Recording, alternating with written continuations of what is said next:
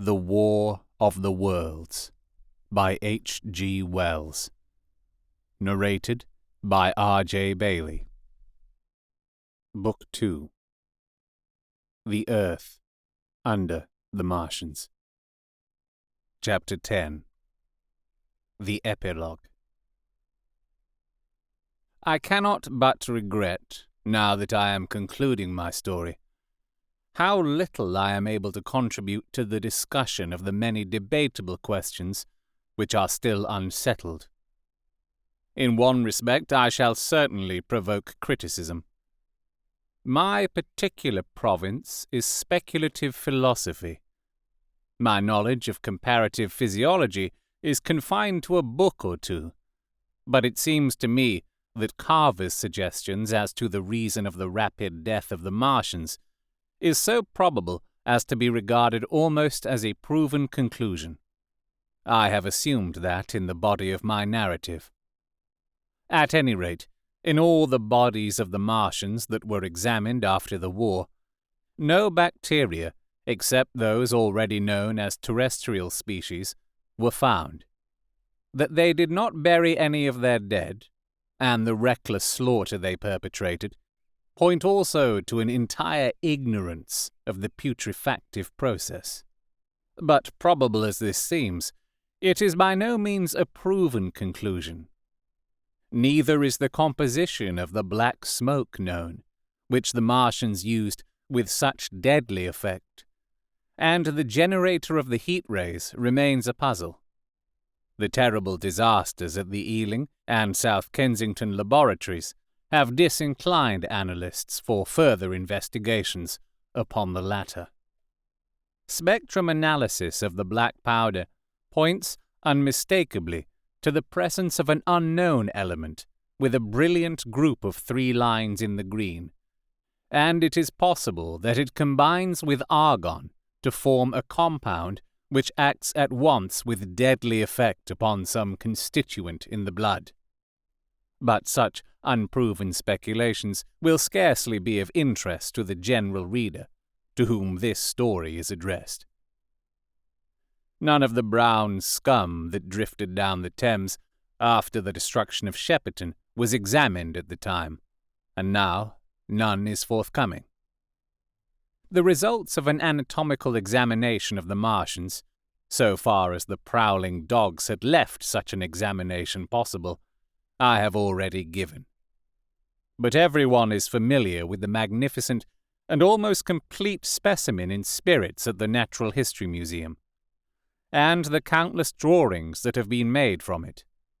And, beyond that, the interest of their physiology and structure is purely scientific.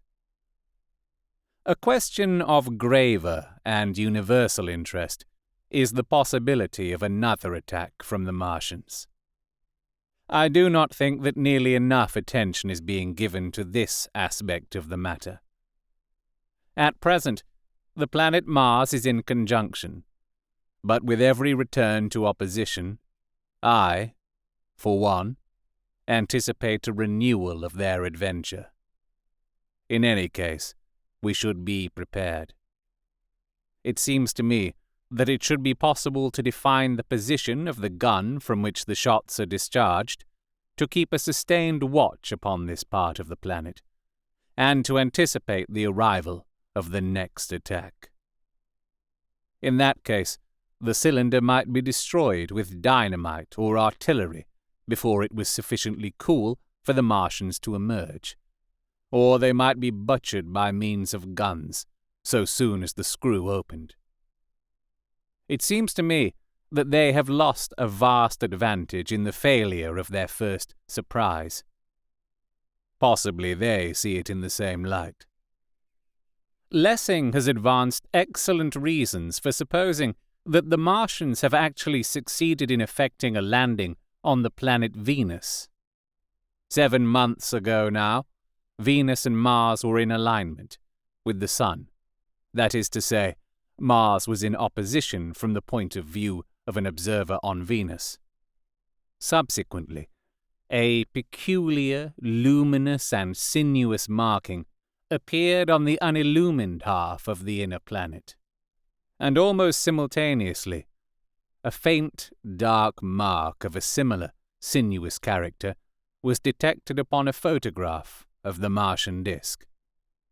One needs to see the drawings of these appearances in order to appreciate fully their remarkable resemblance in character.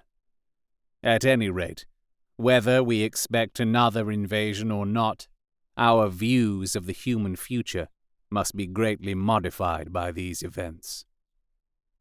We have learned now that we cannot regard this planet as being fenced in and a secure, abiding place for man.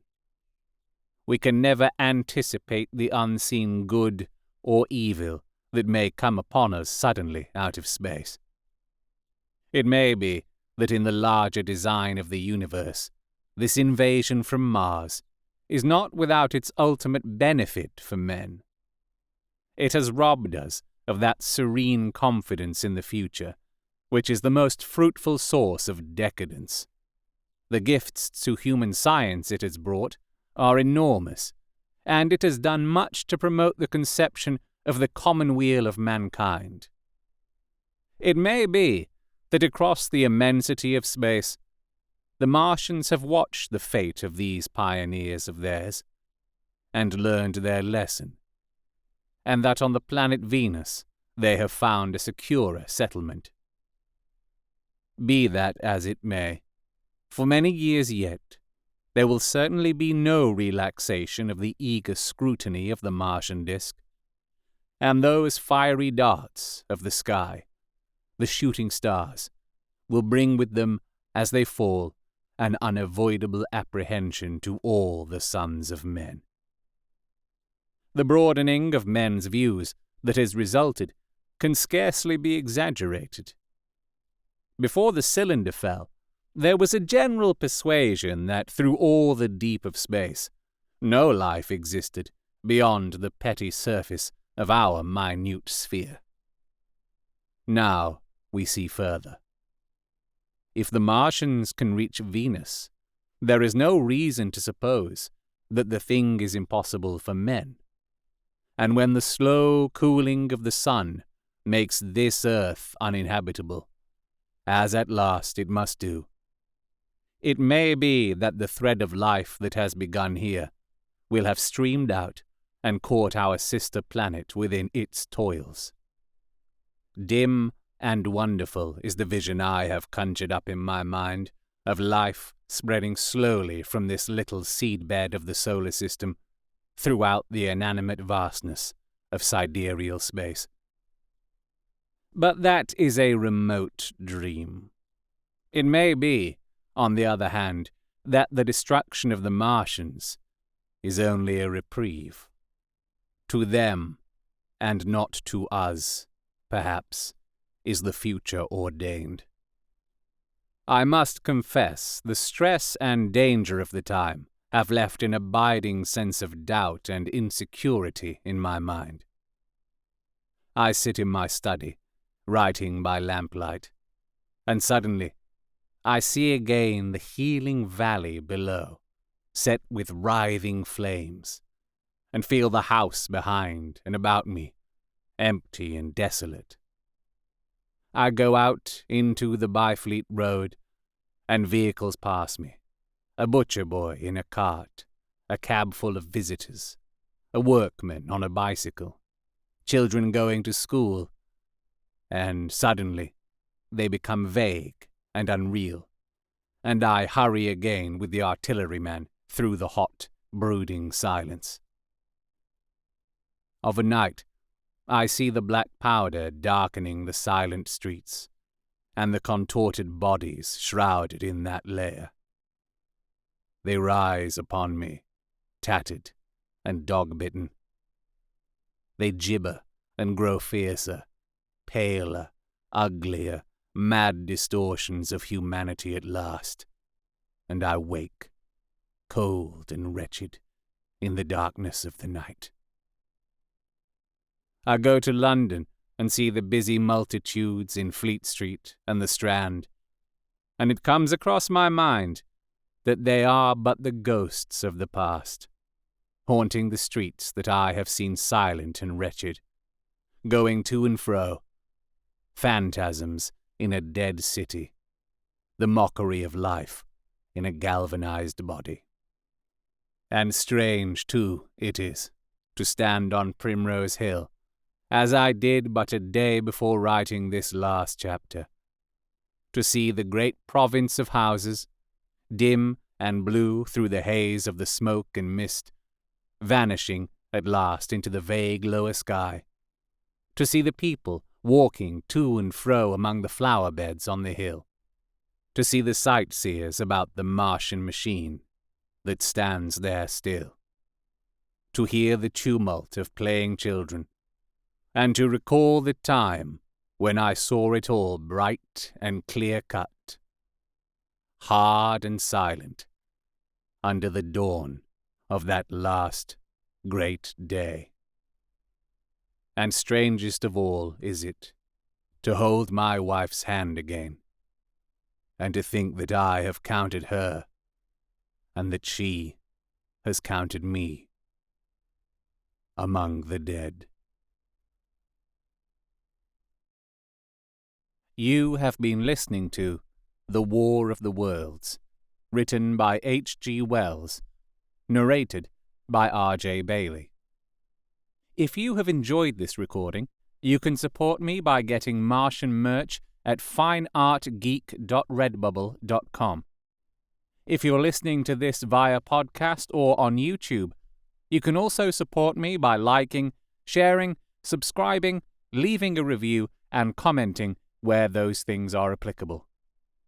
You can talk to me on Twitter at rjbailey and at facebook.com/RJ Voice Artist.